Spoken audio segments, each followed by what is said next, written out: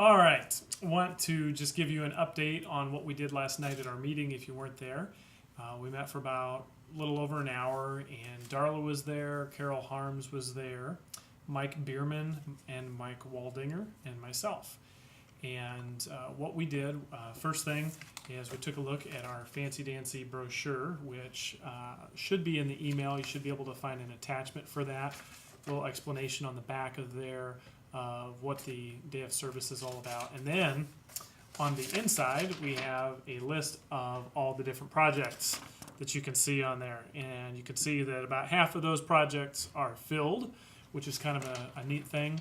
And so anyway, you could take a look at that, and this is going to be going out, and people can continue to sign up on the internet. They can sign up during service, or they can go to the Welcome Center and find these on Sundays. And then, of course, throughout the week, people can email in or call in and then volunteer. And what I've been doing is keeping a running list of all the different volunteers on a sheet like this, which should also be in your email. And in this, the first column, one of the things that we did is with all the projects, last night we went through and we assigned somebody from our team to oversee all the projects. Probably something we should have done a couple meetings ago, but then, so that's in this first column. So if you look through here, you can see that one of us is assigned to oversee all the different projects. The second column then tells who the team leader is for that project. And if you oversee the project, you will need to communicate with the team leader and make sure that they are all set and ready to go. And we'll talk in just a second about a couple of forms that we're going to need the team leader to fill out. But then this big column here is just a description of the event that they're going to oversee, and they need to confirm the number of people and resources that are needed. And then lastly, this is a column where we've just been placing all the people who call in or who sign up for a specific project, and we've been listing them there on that. So you should be able to find this in your email. Now, when you talk to the team leader, if you're overseeing a project, what you're going to need to get from them, you'll find an email. There is an attachment, the team leader expectation list. And we want to have one of these signed from each of the team leaders.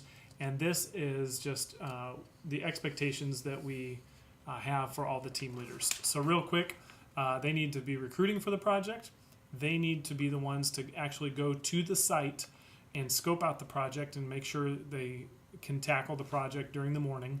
And we're going to forward to them the list of the volunteers who've signed up for their project. And it'll be important, as we've talked about in our meetings, for them to give a personal contact to the people who've signed up. And then also, they are going to need to attend the team leader training, which is next Wednesday, April 1st, 6:30 here at MacArthur. Okay, so write that down. The team leader training is at 6:30.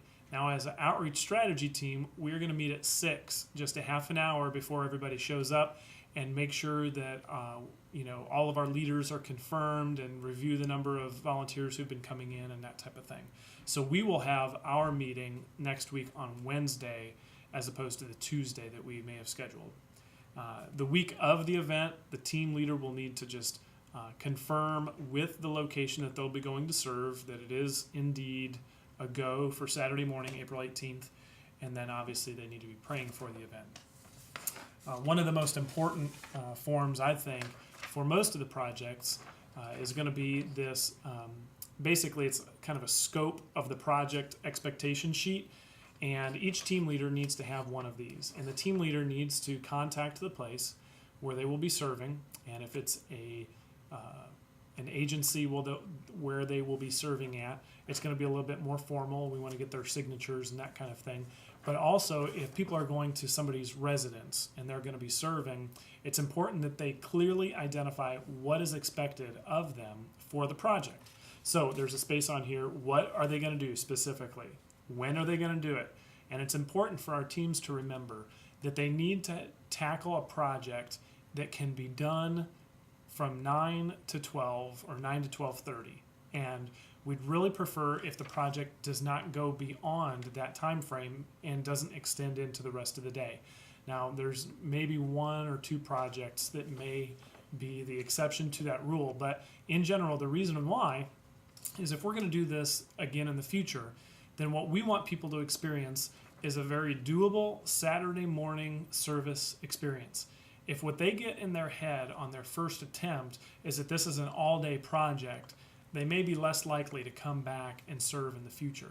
So we want to make it doable within people's range of being able to accomplish it, and then we want people to come back Saturday between 12:30 and 2 for lunch, and we'll provide a free lunch for them, and they can eat and just share how their experience went. That'll help us for the next time that we plan our events as well. So it's very important on this expectation sheet then at the top to identify exactly what the project is going to look like. If you're going to a house and you're going to be cleaning out a garage, how will we know when the project is done?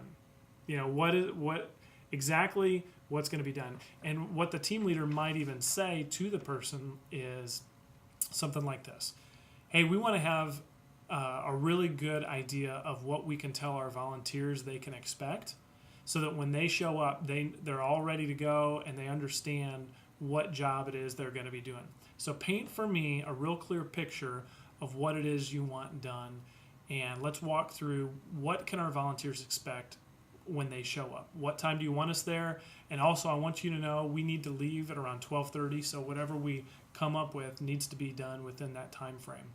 And really spell that out, get it in writing, and then ask them if there's anything else that's really important.